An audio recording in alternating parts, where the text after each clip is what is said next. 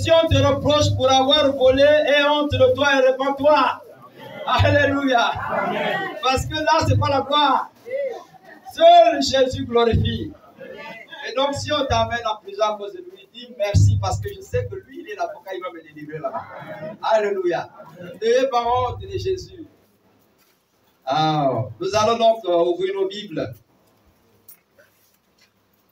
Parce que nous nous approchons de notre 9 heures. Prenons donc le livre de Luc 5. Je vais une fois de plus relire ce texte. Je crois l'avoir enseigné ici une fois.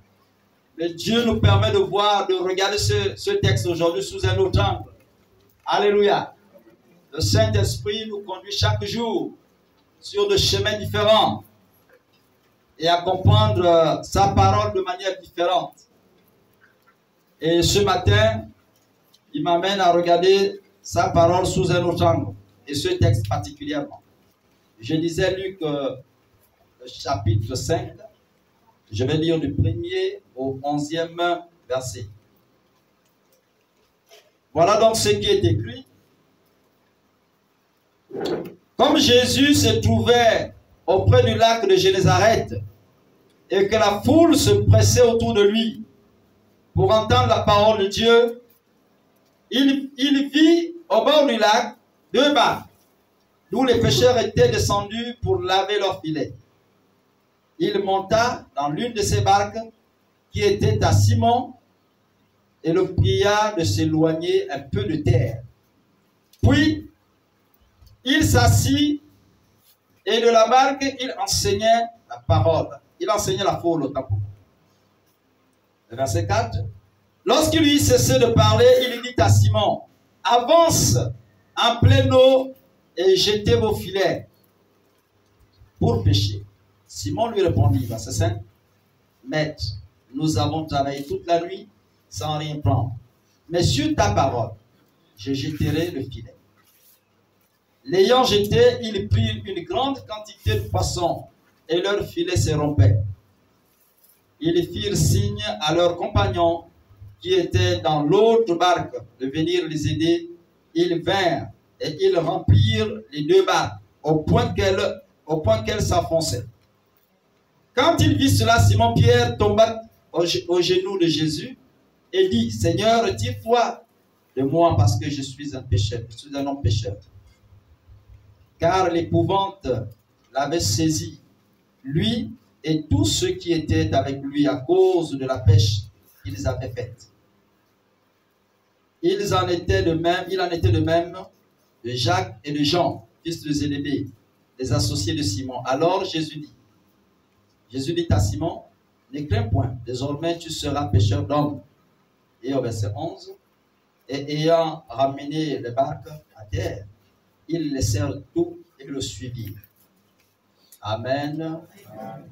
Ce matin, nous allons encore étudier ce texte. Et comme je disais, ça c'est la somme de nos expériences parfois spirituelles, individuelles, qui nous amènent à regarder les choses parfois avec Dieu sous cet angle-là ou autrement. Et ce matin, nous voulons parler des 3 clés de la réussite. Les 3 clés de la réussite. Est-ce que quelqu'un a soif de réussir ce matin?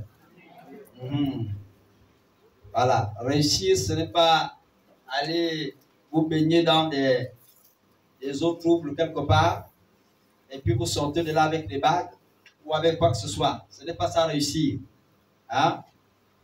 Réussir, c'est aussi apprendre à mener un projet dans le sens du succès. C'est-à-dire que si vous avez un projet, par exemple, et que vous arrivez à bien le gérer, c'est ça le sens de la réussite.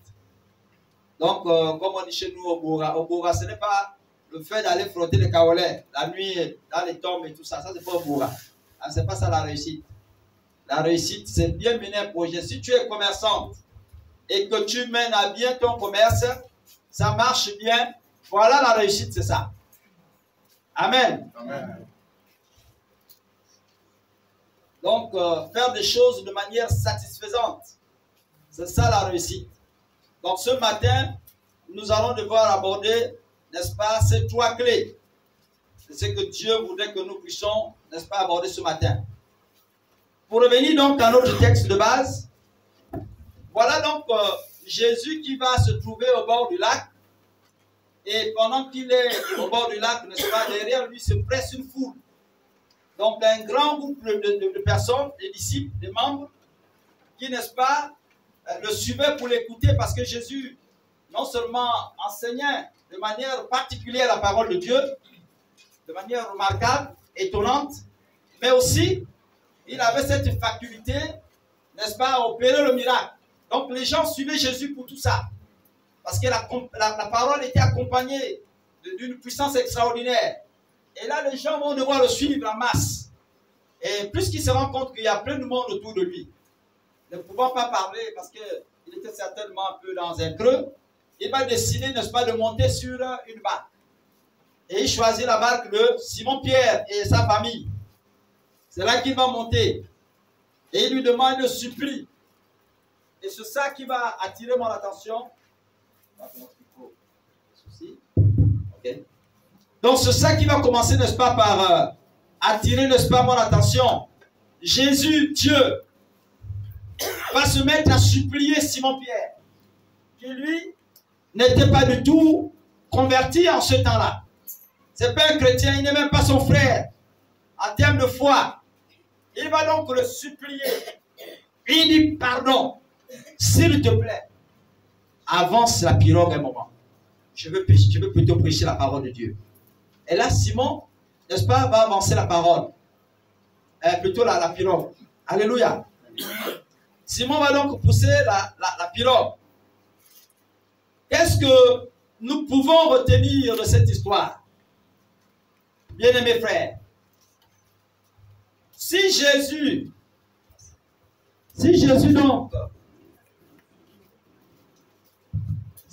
donc ne s'était pas rendu compte de l'importance, ou si Jésus n'avait pas vu l'importance, n'est-ce pas, d'être sur la barque, de s'éloigner un instant pour parler à son peuple, il n'aurait jamais supplié Simon-Pierre. Alléluia.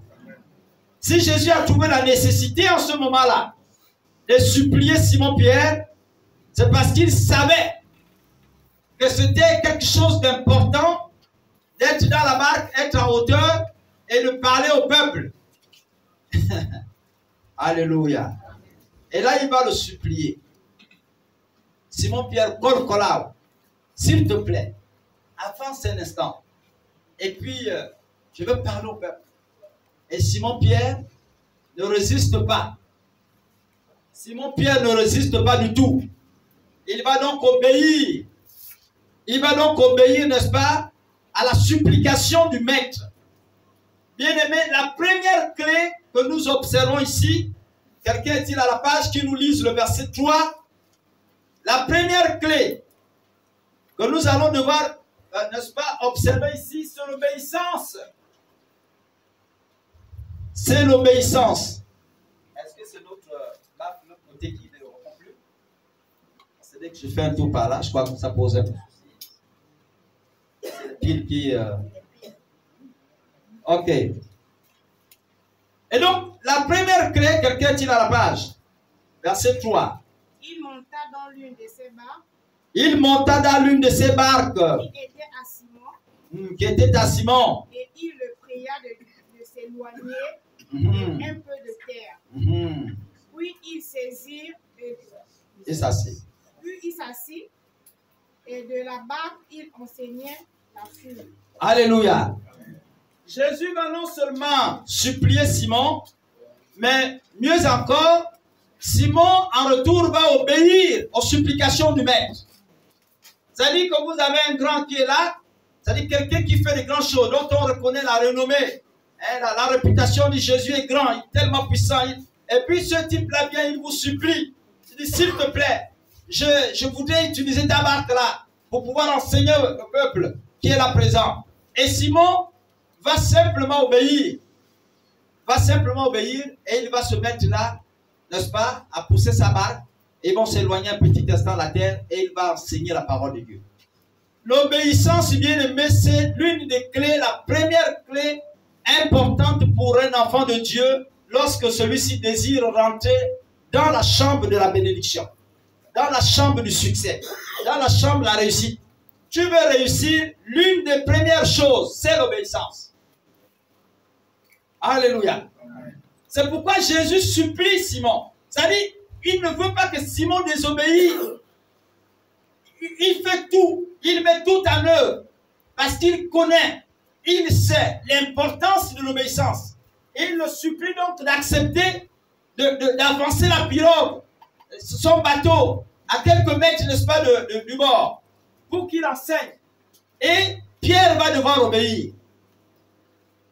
C'est la clé qui ouvre, n'est-ce pas, la porte à toutes les autres clés. Si vous n'êtes pas obéissant, tout enfant de Dieu, vous ne pourrez pas rentrer dans vos bénédictions. Alléluia. Un enfant de Dieu qui ne jouit pas d'une obéissance vis-à-vis de son Père ne peut rentrer, n'est-ce pas, dans sa bénédiction. La bénédiction est liée à l'obéissance. Plus tu obéis, plus tu es béni. Plus tu obéis, plus tu es béni. C'est un principe. Il n'y a pas de bénédiction sans obéissance. Alléluia. Il n'y a pas de bénédiction sans obéissance. Et beaucoup d'entre nous, souvent, nous sollicitons plus les bénédictions et non l'obéissance.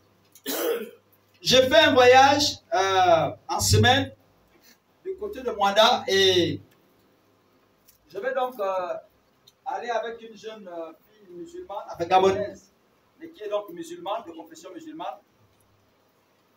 Et donc de là, nous avons des soucis avec mon micro.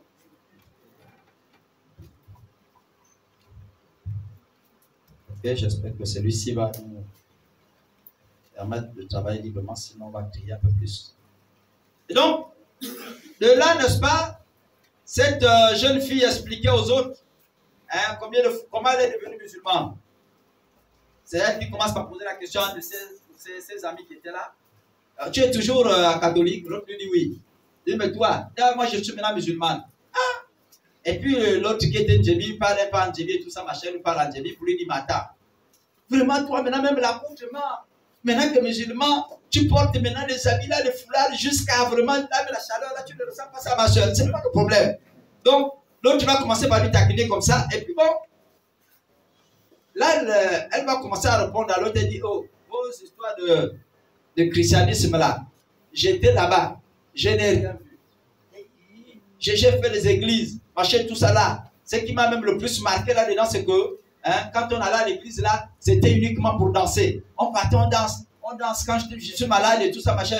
On me pose les mains là, je ne suis pas guéri. On part là-bas, on danse. Et puis le prophète et tout ça, machin, avec le prophète chez qui je suis parti, ils arrivent là, avant même de rentrer en consultation. On te demande de l'argent, tu payes d'abord. Et ensuite, tu pars. Elle dit, j'ai fait comme ça là, beaucoup d'églises. Elle a cité le nom des églises là-bas. Si c'est pas Ben Chaïda, elle a cité d'autres noms là. Je ne vais pas faire de pub là. Mais elle a commencé par citer, puis bon, ça a commencé à monter dans mon cœur. Là, ça attaque au prophète. Et ça commence à monter dans mon cœur. Je dis, ah, ça c'est quelle histoire ça? Et puis bon,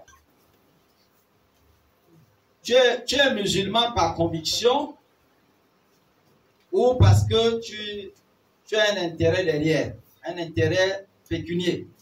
Parce que je sais que pour la plupart de ceux qui y vont parce que derrière, on les promet d'ouvrir une boutique.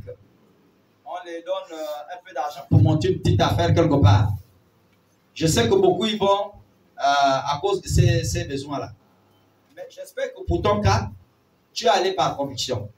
Et puis quand tu parles de la foi chrétienne, mais est-ce que tu étais véritablement chrétienne quand tu allais solliciter même la prière?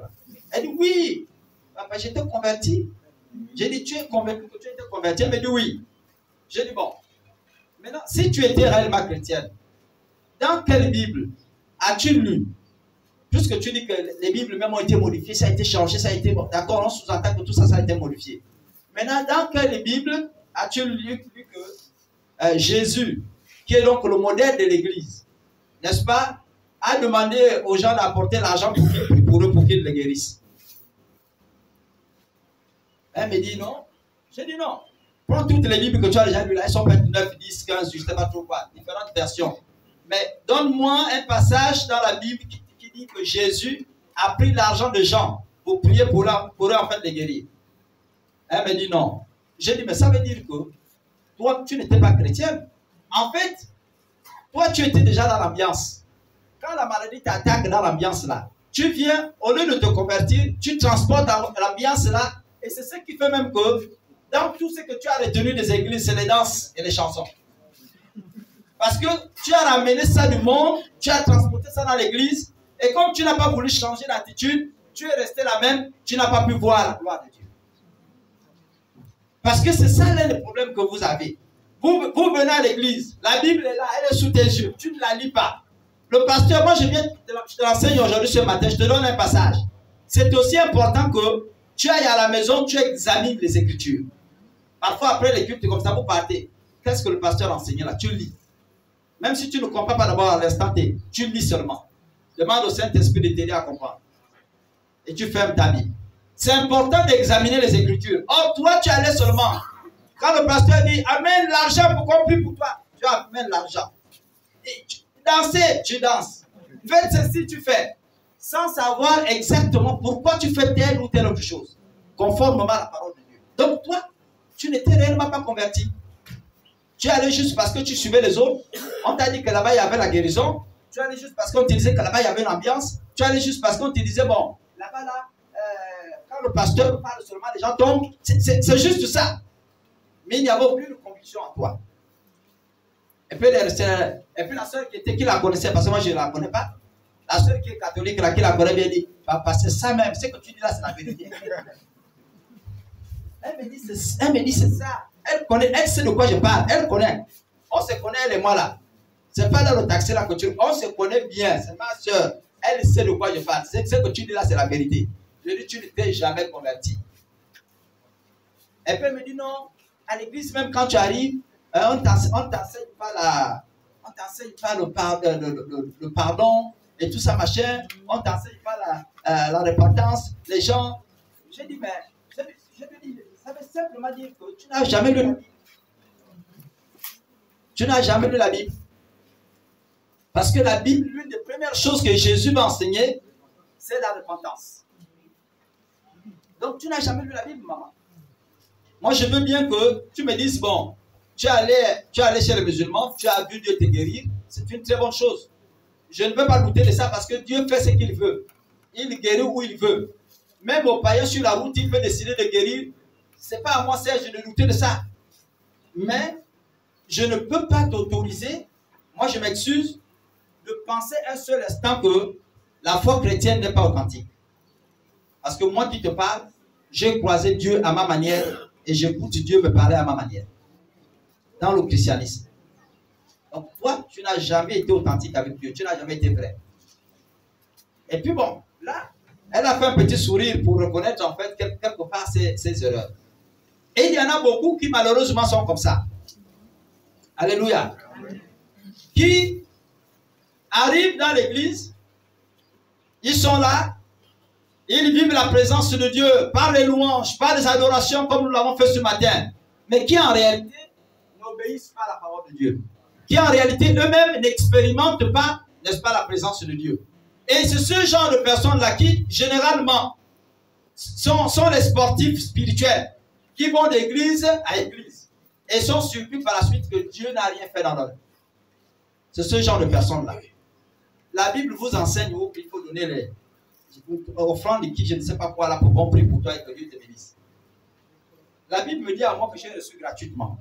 Et donc, si je vais donner, je donne gratuitement. Ça, c'est que la Bible m'enseigne. Je ne sais pas là où Dieu m'a dit, Jésus m'a dit, pasteur, comme tu es pasteur, avant de prier pour quelqu'un là, il t'amène d'abord l'offrande. Il fait d'abord l'offrande. Comme ça, là, dès qu'il amène l'offrande là, tu pries pour lui, Dieu va le guérir. Qui nous a donné ça? Cet enseignement-là, nous avons ramassé ça d'où? Parce que le maître Jésus n'enseigne pas. Alléluia. Le maître Jésus ne l'enseigne pas du tout. Nous sommes là dans des enseignements erronés. Nous allons arrêter. Je crois que là, ça devient. Nous sommes là dans des enseignements purement erronés. Ah, je crois que je me fais entendre là-bas, non? Ok. Ce ne sont pas des enseignements que Jésus nous transmet. Et beaucoup s'adonnent à ça. À quelques charlatans, ils ont déguisé leur banja à l'église et beaucoup s'adonnent à ça. Dès qu'ils arrivent et tout ça, machin, au lieu de vous faire comme ils faisaient les consultations à l'époque, où on met le pot de bête devant, là maintenant c'est autrement. On amène quelques mouchoirs et tout ça, machin, dès qu'on te touche là, tu tombes et voilà. C'est comme ça que l'apôtre avait guéri les gens. Il touchait les gens avec le mouchoir. Ça là, ça n'a rien à voir avec la parole de Dieu. C'est du commerce. Et Jésus n'était pas un commerçant. Alléluia. Jésus enseigne les principes de commerce, de réussite, pour que vous réussissez. Mais Jésus n'est pas venu, n'est-ce pas, escroquer les gens, n'est-ce pas, faire du commerce pour que les gens le donnent de l'argent. Sinon, il ne serait pas mort.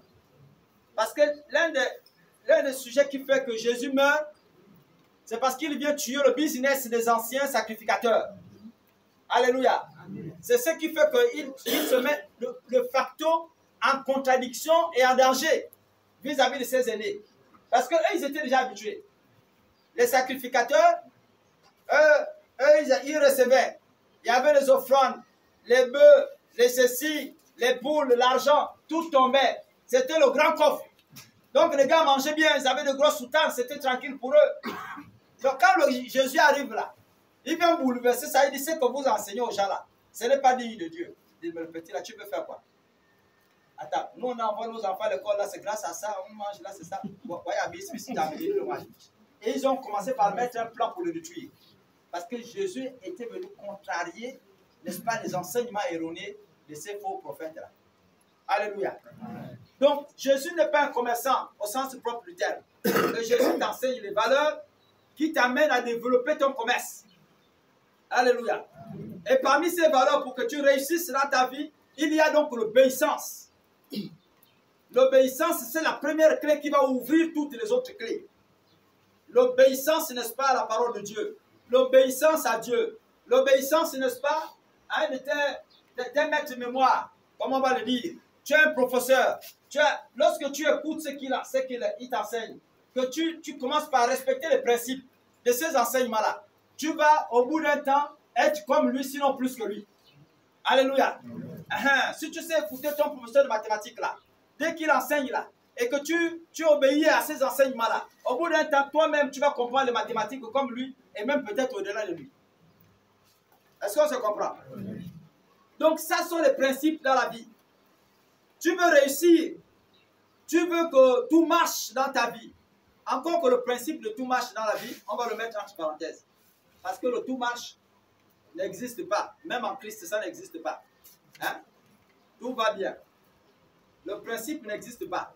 Parce que dans le tout va bien, là, dans ce que nous voyons dans tout va bien, nous avons tendance toujours à occulter la misère, la souffrance. On va y arriver. On va y arriver, on va arriver à cette démonstration. Donc, il n'y a personne, bien-aimé, qui a obéi au Seigneur, qui a fait ce que Dieu lui commande de faire, sans avoir vu le fruit de la réussite. Personne sur terre, les authentiques serviteurs de Dieu. Moïse a obéi au Seigneur en allant affronter le Pharaon. Il a vu comment Dieu a déployé sa force là-bas pour le sortir de l'Égypte. Alléluia. Il n'y a pas un homme qui obéit à Dieu sans voir Dieu intervenir dans sa vie. Il n'y en a pas. Il n'y en a pas. David, lui, a obéi au Seigneur. Quand tout le monde se mettait à trembler, il a commencé à penser un seul instant. Il dit, le Dieu qui m'a permis de renverser, parce que je n'ai pas eu la force sur les loups, sur les panthères, les lions là-bas, n'est-ce pas? En forêt, dans la bergerie de mon père là-bas, de par mes propres capacités. Ce Dieu-là qui m'a donné la force d'affronter ces hommes-là, là-bas en forêt, il me donnera la force de te renverser toi, Goliath. Aujourd'hui, tu vas voir. Et quand il s'élève avec cette conviction, où il obéit donc à la présence de Dieu dans sa vie, il obéit au principe de Dieu, il vient renverser Goliath. Il a fini roi. Alléluia. Après avoir obéi, il a fini roi. C'est pourquoi la Bible dit que, bien aimé, l'obéissance vaut mieux que le sacrifice. C'est pas mauvais de donner vos dîmes et vos offrandes. Oh, c'est une très bonne chose. Mais obéir à Dieu est mieux que tout ça. Garde tes dîmes et tes offrandes si tu veux. Mais obéir à Dieu est mieux que tout ça. Et comme la dîme et l'offrande fait partie aussi de l'obéissance à Dieu, si tu la donnes dans le sens où tu obéis au Seigneur, tu ne le fais pas pour nourrir un homme, pas pour obéir à un homme, pas pour glorifier un homme, mais tu le fais parce que tu veux glorifier ton Dieu. Dans ce que tu es en train de faire là, Dieu va te bénir. Alléluia. Il n'y a pas un homme sur terre qui est obéi au Seigneur, qui est rentré dans cette dimension, dans cette clé-là, sans que Dieu lui rende, n'est-ce pas, cette bénédiction-là en retour. Bien-aimés frères chrétiens, la plupart du temps, nous aimons commencer les choses et on ne veut pas les terminer. Et c'est ça qui fait qu'à un moment donné, même la spiritualité de beaucoup d'entre nous est bloquée. Vous allez me dire comment ça? Oui. Hein? Les Daniel et les autres ont vu, n'est-ce pas, leur bénédiction être bloquée, suspendue. À un moment donné, il a fallu invoquer encore le ciel pour que cette bénédiction atterrisse jusqu'à eux. À un certain niveau, vous commencez bien. Tu reçois bien la parole de Dieu. Dieu te parle audiblement. Oui, Seigneur, je sens que c'est toi. Tu obéis à cette parole-là. Dès que tu avances un peu devant, tu commences par... ça commence par durer. C'est un peu... Là, ça. Et là, tu commences par... Tout ce que tu as vu avec Dieu au départ, là, tu commences par aliéner ça, annuler ça. Et tout de suite, toutes tes grâces, tes bénédictions, telles que Dieu les a construites. Parce que Dieu n'enlève rien. Ça ne veut pas dire que Dieu t'arrache ça. Ça reste là suspendu. Alléluia. Si tu veux être professeur, tu arrives au collège et lycée. On va prendre, tu es en troisième. Tu abandonnes l'école. Je suis sûr que tu seras professeur. Alléluia. Amen. Et pourtant, au départ, tu as eu un enthousiasme. Moi, je veux, non, papa, il faut que je fasse l'école. Oh, maman, non, j'ai envie d'être enseignant, j'ai envie de ceci. Mais tu arrives en troisième, tu commences par te démotiver, ça devient long, jusqu'en terminale. Dès que tu arrives à ce niveau-là, ton professorat là va être bloqué. Et ça, c'est le problème de beaucoup des enfants de Dieu. Souvent, nous ne faisons les jeunes que lorsqu'on a dit faisons tous ensemble les jeunes. On est dans le jeûne.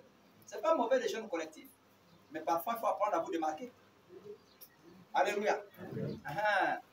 Les attaquants qui marquent le plus de buts pour nous qui aimons le football là, c'est ceux-là qui se démarquent le plus.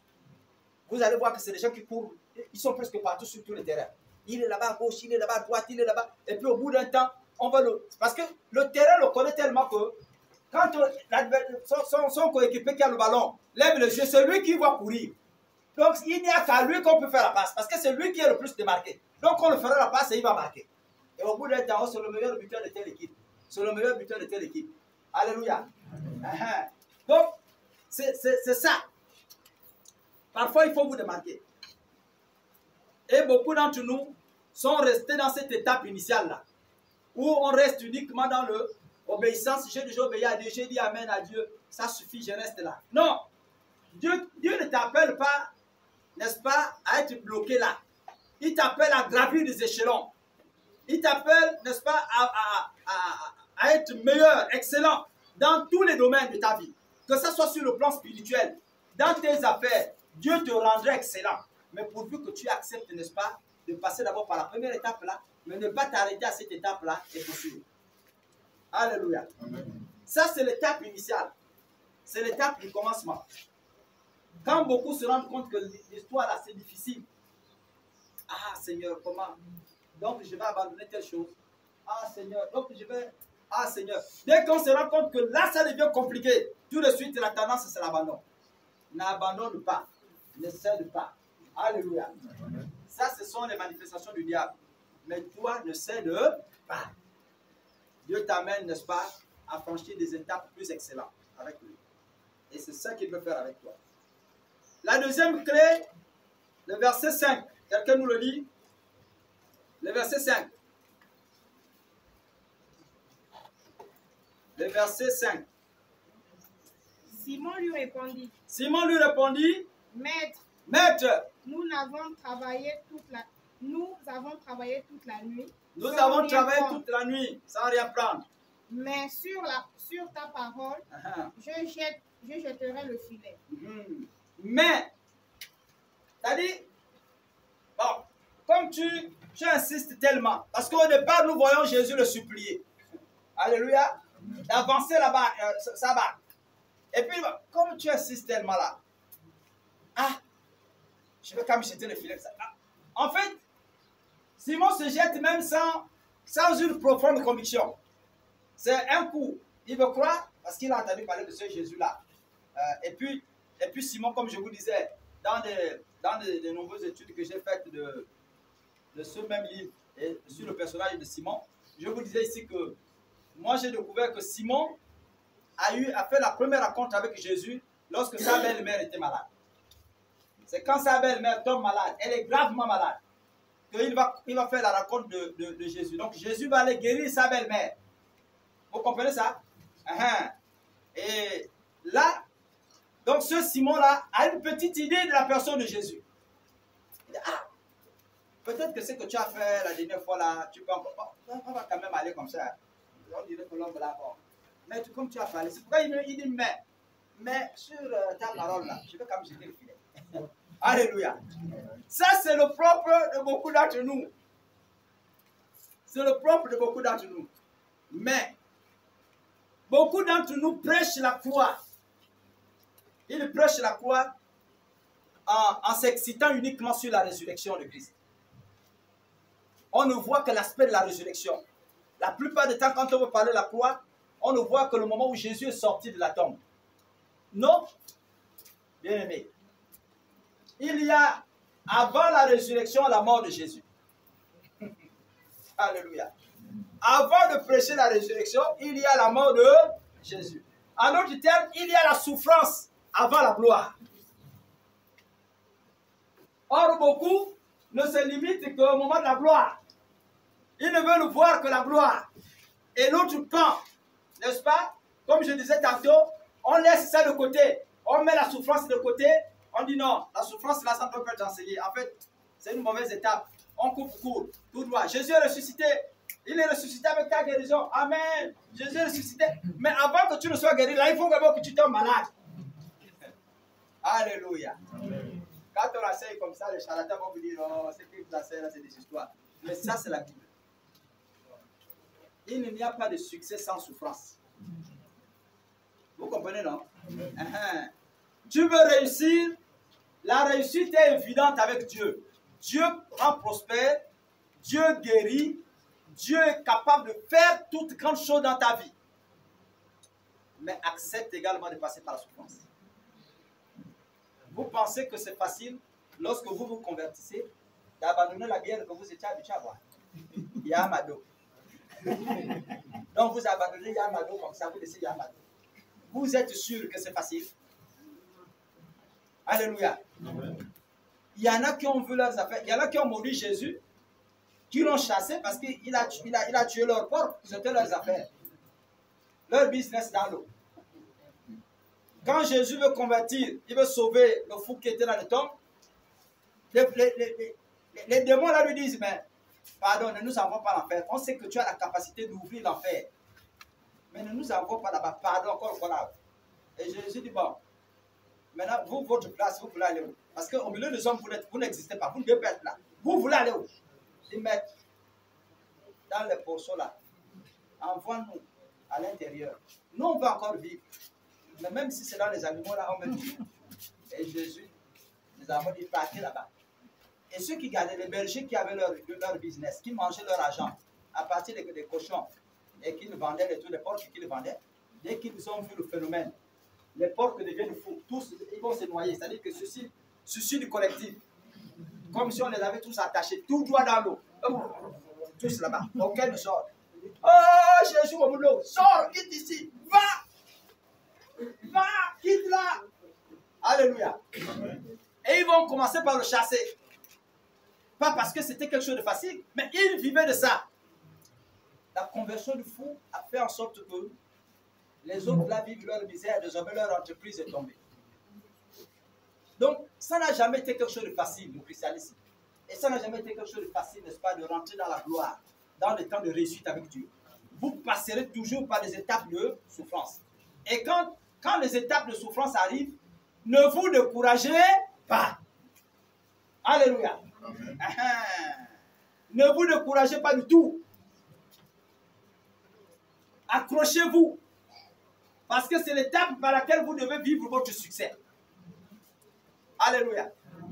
C'est l'étape par laquelle vous devez vivre votre succès. Il n'y a pas de succès sans souffrance. Le diable aura tendance à vous décourager. Et c'est là où Pierre, quand il regarde, il dit, Maître, nous avons péché toute la nuit. Et on n'a rien pris.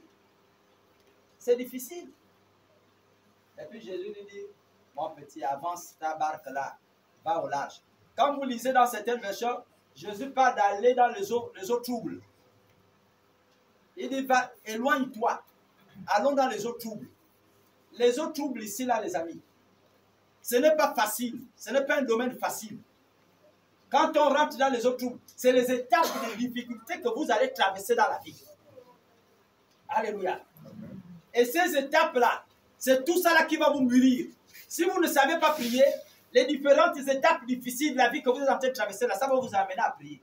Si vous n'avez pas la volonté de chercher le Seigneur, vous allez apprendre à connaître, à chercher le Seigneur à partir des difficultés que vous êtes en train de traverser là. Dieu va vous permettre de pouvoir le connaître à ce moment-là.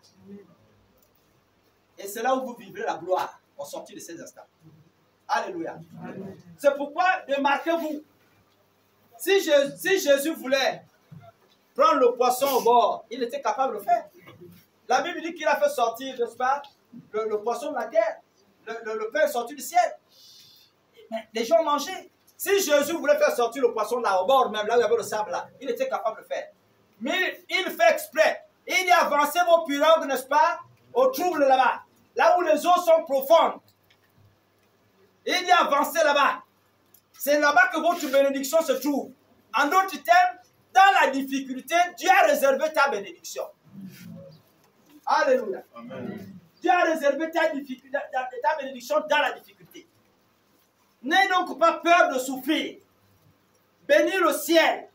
Parce qu'au sortir de ces moments-là, Dieu te réserve de temps de gloire. Amen. Alléluia. Amen. C'est en étant malade. C'est en étant malade lorsqu'on a prié pour vous. Vous avez vu la main de Dieu intervenir. Que vous-même, vous devenez un homme ou une femme de foi et vous êtes capable de prier pour les autres. Dieu va intervenir également à leur faveur. Est-ce que vous comprenez? Je commence par prendre la parole lors des scénarios de mariage, donc des notes, avec l'une de mes filles. L'enfant, n'est-ce pas, à ma grande sœur. Et donc, nous, on était un peu perdus. Je n'avais jamais fait ça au départ. Et on attendait donc papa qui était à l'embrousse, il rentrait l'après-midi.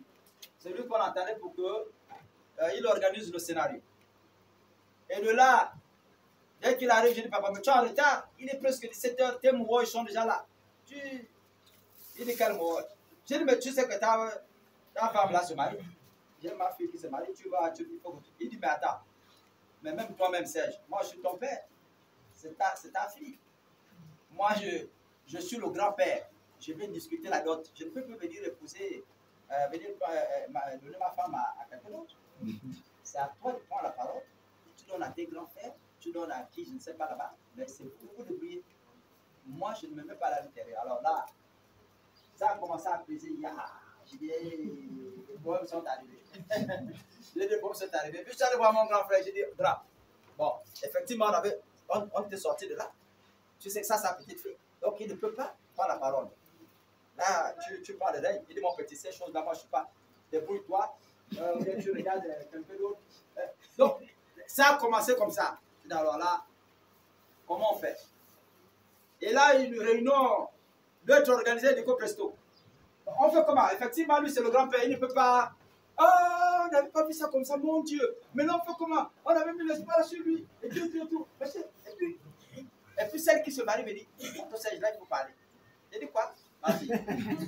Un baptême comme ça, là, devant les baoumbo, là, tu vas me tuer. Elle me dit, ton Serge, là, si tu ne parles pas là. Son frère, tous les frères disent, Mata, tonton, tu ne prends pas la parole là. Déjà, nous, la langue, on ne la maîtrise pas trop bien. Vous parlez à tes mots. Et puis derrière, on fait comment? Et le rouage là, on ne comprend pas. Alors, comme moi-même, j'étais déjà passé par l'étape du mariage. Je venais de me marier il y avait à peine un an. Je dis, c'est que les téquets m'ont fait là. Moi aussi, je peux rendre ça là-bas. Est-ce que vous comprenez? Donc, c'était un peu plus facile pour moi parce que j'avais déjà franchi cette étape-là. Vous comprenez? Et certaines étapes, comme j'étais avec mon cadet qui était déjà passé par le jeu du petit oui. Je dis à mes côtés, viens t'asseoir là, parce que là, ça devient compliqué là. Là, tu me donnes quelques orientations. Et puis, quand on se retrouvait devant certaines étapes, il me rappelait seulement. Il dit, mais tu connais ce que les téquets t'ont fait. Je sais que c'est ça là. J'ai dit, il n'y a pas de problème petit. Et puis, j'ai agressé aussi la belle famille comme ça, la même manière. Alléluia. Donc, il y a un peu ça. C'est que quand tu es passé par ces étapes-là, tu as souffert dans ta vie, on a prié pour toi, que toi-même tu deviens un intercesseur et tu seras capable de prier pour Dieu. Mais ça passe par la souffrance. Alléluia. Tant que tu n'es pas passé par ces moments de souffrance-là, tu ne pourras pas, n'est-ce pas, être un homme prospère, une femme qui vit la réussite selon Dieu. Alléluia. L'association de la souffrance, d'abord de l'obéissance et la souffrance, va engendrer la réussite dans votre vie. Quand vous avez jumelé les deux, hein, ça va engendrer la réussite dans votre vie. C'est là que vous allez enfanter le succès. Mais tant que vous ne passez pas par là, ce ne sera pas évident pour vous, n'est-ce pas, de pouvoir réussir.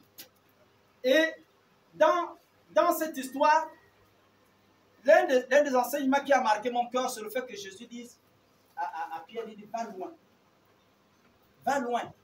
Éloigne-toi. Évitons de faire toujours comme les autres font. Je jeûne parce que l'autre a jeûné. Je parle parce que l'autre a parlé. Toi, tu n'es pas l'autre. Dieu a fait de toi un être particulier. Et ta bénédiction aussi passera par des voies particulières. Alléluia. Parfois, démarquez-vous. Apprenez à vous démarquer. Soyez différents. Le succès est dans la différence. Si tu es commerçant ou tu es commerçante, tu vends les draps parce que l'autre vend les draps à côté. Tu auras changé quoi? Qu'est-ce que tu apportes de particulier dans ton commerce? Il y a dans les principes de commerce ce qu'on appelle des valeurs ajoutées. C'est-à-dire, si moi je fais pas du restaurant comme toi tu fais du restaurant, je dois regarder dans ce que tu fais, ce qui marche. Ça c'est un. Et puis deuxièmement, qu'est-ce que tu ne fais pas que je peux ajouter pour que ça marche? Est-ce que vous comprenez? Donc si toi tu vends les draps, je viens d'abord vendre les draps comme toi, mais ma vision ne doit pas se limiter aux draps. Il faudrait qu'en plus des draps, je mette la chaussure. Il faudrait qu'en plus des draps, je mette le pantalon. Il faudrait qu'en plus des draps, je mette les chemises. Quand j'ai tout ce cocktail-là, ma clientèle sera différente et variée. Et ça fera en sorte que j'aurai plus de clients que toi. Est-ce que vous comprenez? Plus j'ai des clients, plus l'argent rentre, non? Et je serai prospère. Ce sont des principes. Va plus loin. Fais des choses différemment. Même dans la spiritualité. N'entends pas toujours qu'on te dise rentre en jeûne et prie. Rentre toi-même en jeûne et prie. Dieu va se révéler à toi. Amen. Alléluia. Amen. Vous entendez toujours que les gourous, les pasteurs là, ils vous demandent de l'argent. Qu'ils viennent, viens ici maman. Je veux prier pour toi, viens papa. Viens m'acheter tout ça là. Mais tu n'as pas fait l'offrande papa. Tu n'as pas fait ci, cela. Vous entendez toujours que ces hommes là font. Et ils ont vu votre faiblesse. Ils ont observé ils savent que vous ne lisez pas la Bible.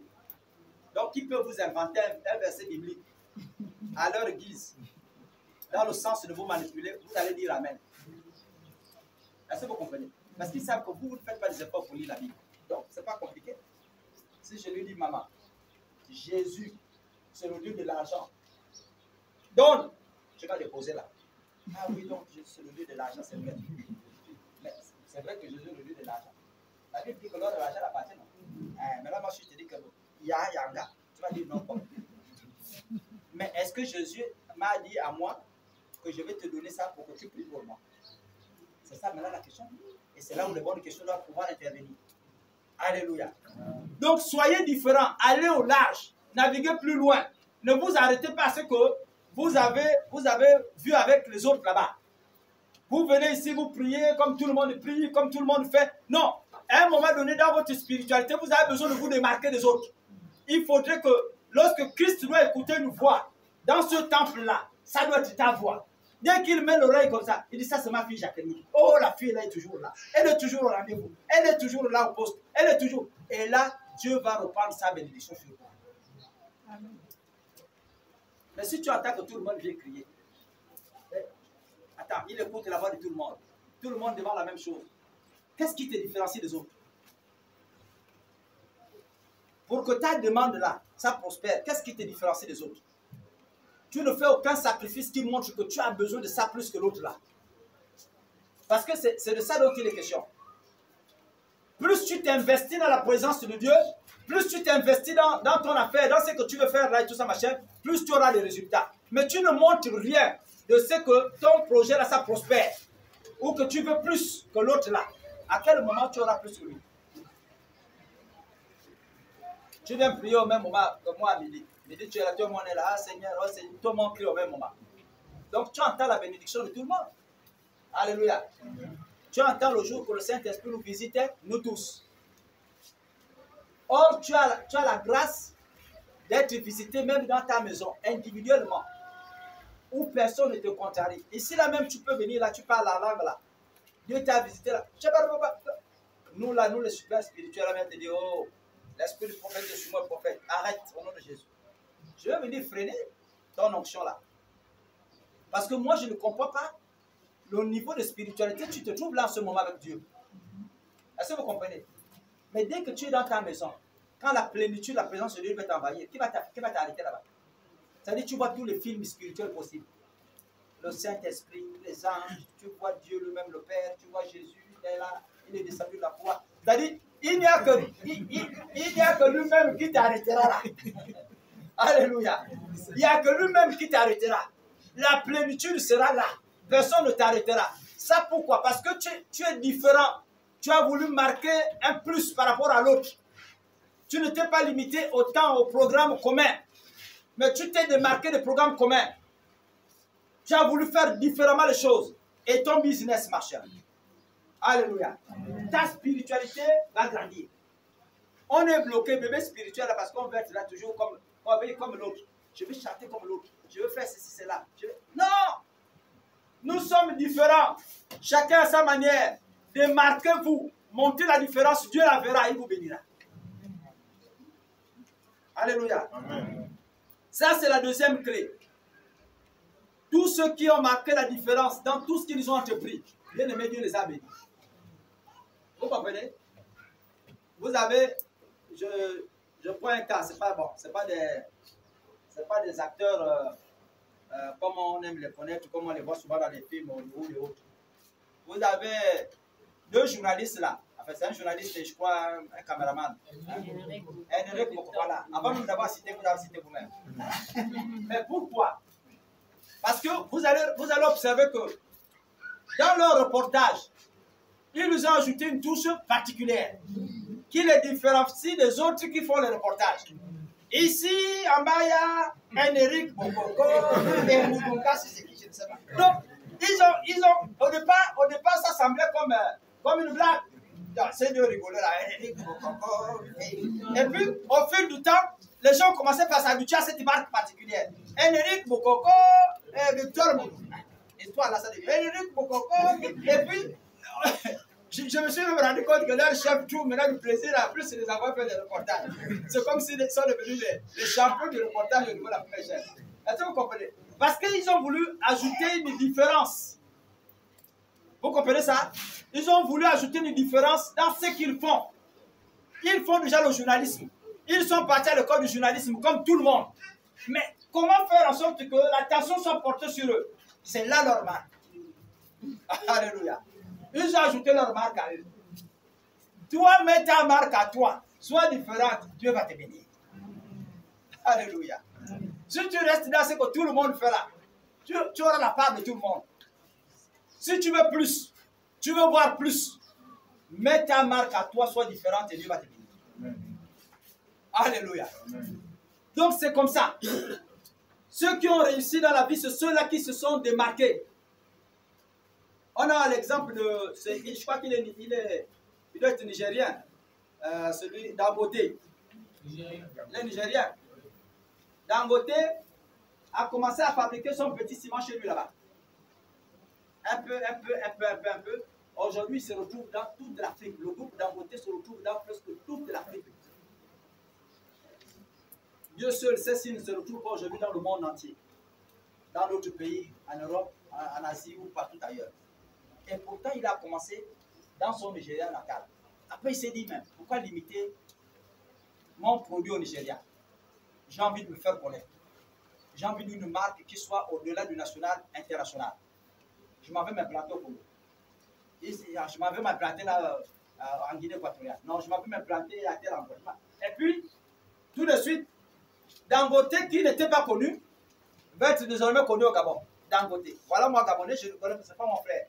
Mais je parle de Dangote. Pourquoi? Parce qu'il a ajouté une valeur. Il a fait quelque chose de différent. Si vous regardez bien, au Nigeria, c'est celui qui n'est pas le seul producteur de ciment. Mais pourtant, aujourd'hui, il est le plus en vue. De tous les autres producteurs de ciment comme lui au Nigeria, il est le plus en vue. Et je suis sûr que c'est l'homme le plus riche à l'heure actuelle de tous les cimentiers. Je ne sais pas si on peut les appeler comme ça, les fabricants de ciment là. Vous voyez le nom, les cimentiers là. Donc, de tous ces cimentiers, il doit être l'homme, le cimentier le plus riche. Alléluia. Ça c'est mon jargon. Quand ça vient comme ça, le Saint-Esprit, vous dites seulement Amen. Alléluia. Donc, ça, ce sont des réalités que la vie nous montre. Et avec Dieu dans le monde spirituel, cette valeur-là existe. Tu veux être prospère? Alors dans ces conditions-là, sois différent. Éloigne-toi. Alléluia. Éloigne-toi. C'est la clé de ce message. Dieu voulait m'enseigner à la maison et venir vous transmettre ça, n'est-ce pas? Le fait de marquer la différence et de s'éloigner dans tout ce que nous faisons. Si tu es un intercesseur, éloigne-toi dans l'intercession. Marque la différence dans l'intercession. Si tu étais habitué à prier 2-3 heures, comme tout le monde, commence par prier 4 heures, 5 heures de temps. Démarque-toi. Dieu va réserver une grâce plus grande, plus nombreuse, n'est-ce pas, plus différente que celle qu'il a réservée à tout le monde ici. Ce n'est pas que les autres qui ont 2 heures de travail là, ils ne vont pas gagner. Ils vont gagner, c'est tout à fait normal. Mais chacun est payé en fonction des heures qu'il a fournies, non? Si toi tu travailles 2 heures, moi je travaille 8 heures, est-ce qu'on peut avoir le même salaire? Donc c'est ça la réalité. Plus tu t'investis, plus tu marques la différence avec Dieu, plus Dieu te bénit. Alléluia.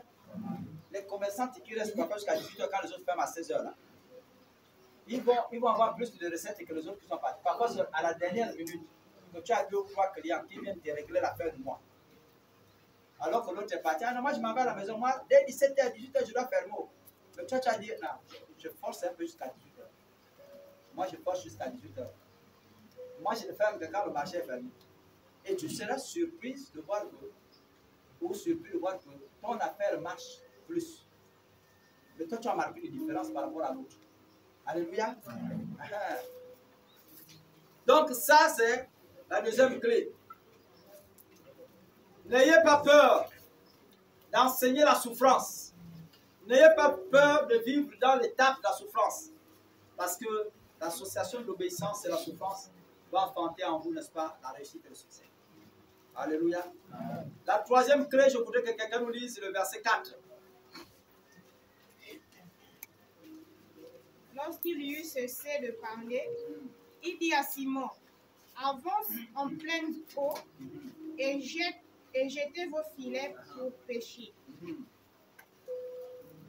Verset 4. Le verset 4.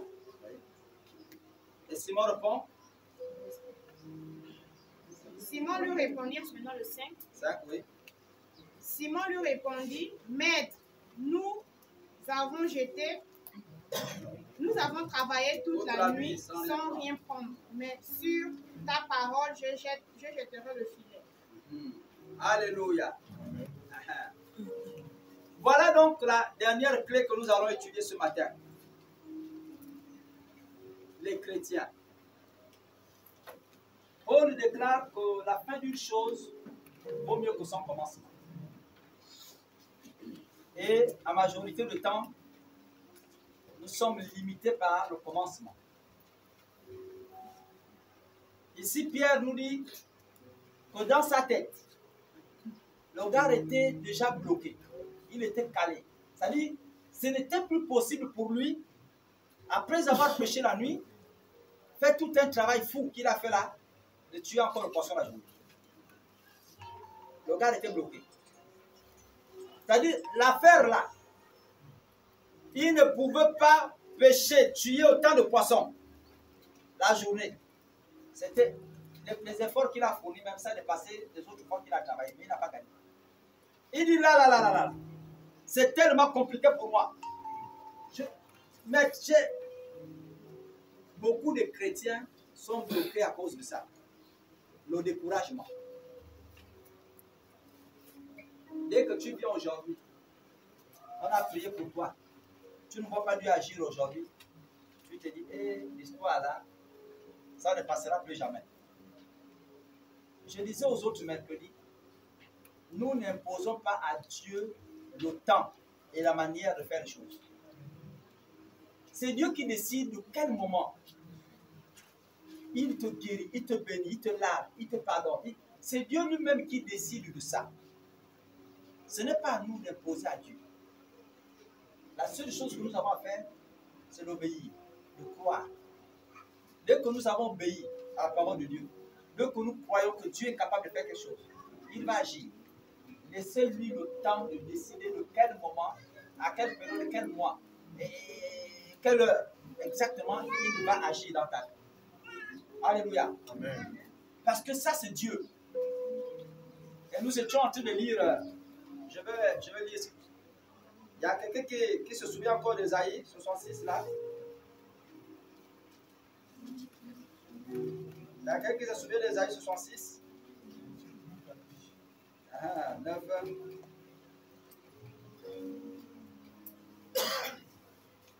On va le lire. 8. On va prendre 8 et 9. Qui a jamais entendu pareille chose? Qui a jamais vu rien de semblable?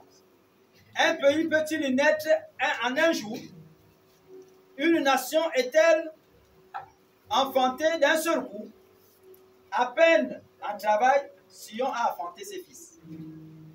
Verset 9. Ouvrirai-je le sein maternel pour ne pas laisser enfanter, dit l'Éternel. Moi qui fais naître, empêcherai-je d'enfanter, dit ton Dieu. Alléluia. Amen. Laissez à Dieu le temps de faire les choses comme il a décidé de les faire et au temps convenable. Ici, Dieu reproche au peuple le fait de vouloir, n'est-ce pas, voir tout et tout de suite à l'instant T. C'est ce que Dieu reproche au peuple ici. Et il parle à Esaïe. Il dit Sion veut en même temps naître, grandir, tout faire au même moment. Il dit quel est ce Dieu-là? Le Dieu que je suis. J'ai déjà donné dans le sein de la femme le droit de la maternité. Il dit j'ai déjà béni la femme. Dans les hormones de la femme, comme je l'ai béni là, elle a le droit d'accoucher. Est-ce que vous comprenez? Et il dit, est-ce que moi, Dieu, je vais encore ouvrir le sein de la femme pour enlever la bénédiction que j'ai mis à l'intérieur? Dieu t'a déjà prédestiné à la bénédiction. Il t'a déjà appelé à être béni. Mais maintenant, il te dit que chaque chose a son temps. Alléluia. Ne te décourage pas. Ne cède pas au caprice du diable. Chaque chose a son temps. Au temps qu'il a fixé, il fera en sorte que les hormones qu'il a mis en toi, la bénédiction qu'il a mis en toi se matérialise. Et que la grossesse arrive. Est-ce que quelqu'un peut dire amen? Alléluia. Dieu a déjà permis que tu sois béni. Dans toi, il y a déjà les germes de la bénédiction. Seulement, il a fixé les choses en son temps. Est-ce que vous comprenez? Or, la plupart du temps, les chrétiens, nous nous décourageons. On est frappé par cet esprit de découragement. Dès que tu ne vois pas au premier coup la bénédiction atterrir, oh, c'est pas un homme de Dieu ça. Ça, c'est une fausse église. Ça, je ne crois pas ça. Ça, là, il n'y a rien qui a changé. Tu te trompes. Il n'y a pas de réussite sans souffrance. Dieu te permet de passer par ces étapes-là. Arme-toi de courage, de scène pour caprice le diable. Alléluia. Quand ça ne va pas bien, bénis le Seigneur. La Bible dit que tout concourt au bien de ce qui est éternel. En d'autres termes, dans ce que tu appelles mal là, Dieu est en train de fabriquer son plan pour que ton succès arrive, pour que ta réussite arrive. Alléluia. Amen. Dans ce que tu vois de mal là, ah, ma maladie là, ah, mes problèmes là, ah, Dieu est en train de fabriquer son projet, son plan. Et tu seras surpris de voir comment le monde va apprécier de manière vraiment surprenante les bénédictions et les grâces que Dieu va déverser sur toi au sortir de ces moments-là. La Bible dit que lorsqu'il a commencé par bénir, lorsqu'il a béni, n'est-ce pas, la rivière, et que la rivière a commencé à envoyer les poissons en grande masse, Pierre est tombé à genoux. Il est tombé à genoux au pied de Jésus. Il a dit, éloigne-toi de moi parce que je suis un pécheur. En fait, je ne mérite même pas d'être à côté de toi. Alléluia. Amen. Et la Bible dit qu'il a fait pourquoi? Parce qu'il était épouvanté, il avait peur. Il était effrayé. Non seulement lui, mais les Jacques qui étaient là, eux aussi ils étaient effrayés par le niveau de la puissance de Dieu qui s'était manifestée ce jour-là. Et à cet instant-là, ils étaient effrayés. Le monde sera surpris, effrayé par ta bénédiction. On dira, comment as-tu fait pour sortir de ténèbres? Alléluia. Et c'est là que tu leur répondras, la Bible, la parole de Dieu, dont je crois fermement déclare que les ténèbres ne régneront pas toujours dans ma vie. Le diable a un temps où il va régner. Mais Dieu s'est réservé un temps où il me sortira de ces ténèbres-là. Alléluia. Amen. Dans les temps noirs que tu es en train de passer là, Dieu est en train de brancher ce fil électrique. Ne sois pas surpris. Dès qu'il va appuyer le contact, la lumière va jaillir. Et tu seras béni. Amen. Alléluia. Amen. Que Dieu vous bénisse et qu'il bénisse sa parole.